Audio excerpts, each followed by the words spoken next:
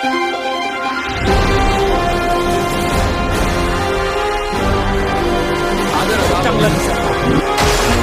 भावांनो, मेरी हैसियत वही है जो जंगल में शेर की होती है. आदर, अदाब, अभिनंदन, आभार.